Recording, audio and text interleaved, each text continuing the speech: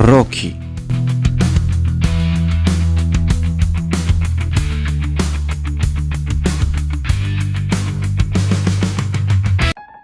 Ֆիլմը պատմում է Ռոքի Բալբոայի մասին։ Նա ապրում է Ֆիլադելֆիայում, զբաղվում բռնցքամարտով, սակայն դեռ չի կարողացել իր սպորտաձևում հաջողության հասնել։ Ռոքին ապրում է աղքատության մեջ, նա գումար է վաստակում ինչ-որ մաֆիոզի համար պարտքեր հավաքելով։ Ռոքին առանձնանում է իր մտածելակերպով, առանձնանում մարդկանց հանդեպ իր ցուցաբերած հարգանքով։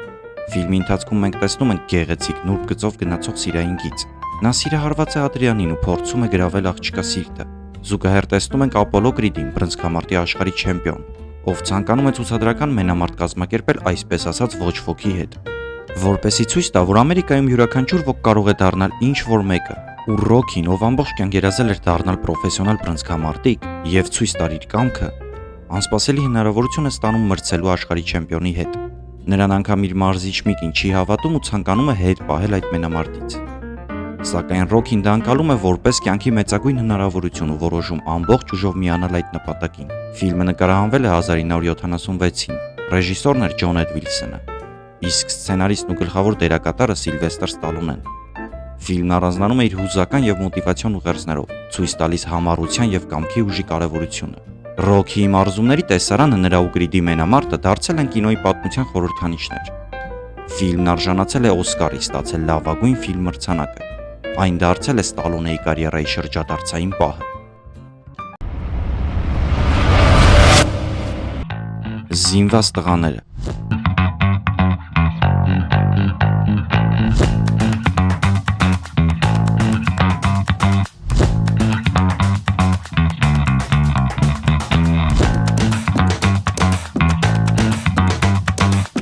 Պատմություն է երկու երիտասարդների՝ Դեյվիդ Պակուզի եւ Էֆրայիմ Դիվերոլիի մասին, որոնք ապրում են Մայամիում եւ պատահաբար հայտնվում են ամերիկյան ռազմական մատակարարումների աշխարհում։ Դեյվիդն ամուսնացած է, ունի կին։ Աշխատում է որպես անհատական մերսող Մայամիի հարուստների համար,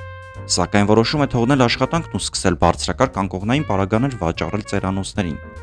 Ցավոք այն ձախողվում է։ Ստացվում է այնպես, որ նա չունի աշխատանք ու ձախողված բիզնեսմեն է, սակայն ընտանիքն ունի ապրուստի կարիք։ Երբ այդ մտածմունքների մեջ մասնակցում է ընկերոջ ուղարկավորությանը, հանկարծ տեսնում է մանկության հին ընկերոջ։ Էֆրայիմը նրան առաջարկում է միանալ իրեն ու զենքի առուծախով զբաղվել։ Դեյվիդին դուր է գալիս միտքը, սակայն նա կաշկանդվում է, բայց իմանալով կնոջ հղիության մասին որոշում է փորձել։ Նրանք սկսում են մանր գործարքներից ու արագորեն հասնում են նրան, որ պայմանագիր են կնքում Պենտագոնի հետ։ Նրանք մի քանի արկածային, բայց միաժամանակ կյանքի ու մահվան իրավիճակներում են հայտնվում, ինչն էլ թեժացնում ու հետաքրքրացնում է ֆիլմը։ Ֆիլմը ցույց է տալիս, թե ինչպես սովորական մարդիկ կարող են հայտնվել միջազգային զենքի առևտրի մեջ, որտեղ գումարը, իշխանությունն ու վտանգը խառնված են իրար։ Պատմությունը հիմնված է իրական դեպքերի վրա։ Բացի դրամատիկ եւ կատակերգական տարրերից, ֆիլմը բարձրացնում է կարևոր հարցը. ինչ է պատերազմը, ում է այն ձեռնտու, ովքեր են հրահրում այն, եւ արդյոք արժի արագ հարստանալու համար մտնել վտանգավոր գործարքների մեջ։ Գլխավոր դերերում հանդես են գալիս Ջոան Հիլը եւ Մայլս Թեյլերը, իսկ ռեժիսորն է Թոդ Ֆիլիպսը, նույն Ջոկերի ռեժիսորը։ Հետապնդելով երջանկությանը։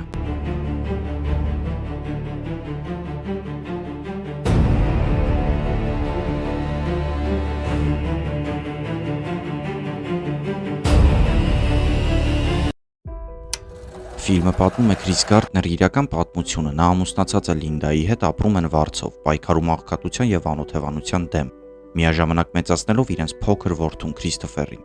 Տարիներ առաջ Քրիս Գարտները որոշել էր իր ամբողջ խնայողությունները ներդրում կատարել բժշկական սարքավորման մեջ, որն այդ ժամանակ նորություն էր։ Սակայն ի դժբախտություն նրա այդ սարքերը վաճառելն այդքան էլ հեշտ չի ստացվում։ Քրիսն օրերից մի օր հերթական վազվզոցի մեջ հանկարծ իմանում է, որ բրոկերական աշխատանքի կարող է անցնել արժեթղթերի շուկայում ու որոշում փորձել։ Այնուհետև իմանում է, որ այն այդքան էլ հեշտ չի։ 6 ամիս անվճար սովորելուց հետո քննություն պետք է անցնի ու մոտավոր 20 հոգանոց խմբից միայն մեկին են աշխատանքի ընդունելու։ Իր կյանքի ճգնաժամն ավելի է խորանում, երբ կինը չի հավատում Քրիսին։ Դա էլ հերիք չէ, նա կորցնում է բնակարանը եւ մնում անօթևան։ Եվ այդ դժվարին ճանապարհն էլ մենք դիտում ենք։ Տեսնում ինչպես է տղամարդը հոգ տանում ընտանիքի մասին, միաժամանակ պայքարում անօթևան չմնալու համար։ Նկարահանվել է 2006-ին, ռեժիսորն է Գաբրիել Մուչինո։ Գլխավոր դերակատարներն են Վիլ Սմիթը, Ջեյդեն Սմիթը եւ Թանդի Վեն Նյուտոնը։ Ժանրը դրամա է, հիմնված Քրիս Գարտների իրական պատմության վրա։ Ֆիլմը հավաքել է ավելի քան 307 միլիոն դոլար ամբողջ աշխարհում։ Այս ֆիլմում Վիլ Սմիթը եւ իր որդի Ջեյդեն Սմիթն առաջին անգամ են միասին նկարահանվել։ Քրիս Գարդներն ում կյանքից ոգեշնչված էր ֆիլմը, իր որդուն տանում էր մանկապարտեզ, որի պատին happiness բառը սխալ էր գրված։ Նա մշտապես նշում էր այդ սխալի մասին։ Ֆիլմում դա նույնպես այդպես է արված, որպեսզի ընդգծեն այն, որ երջանկության ճանապարհը լի է խոչընդոտներով։ Այն ցույց է տալիս, որ երջանկությունը հեշտությամբ չի տրվում, այլ պահանջում է պայքար եւ տոկունություն։ Թակելով դրախտի դռները։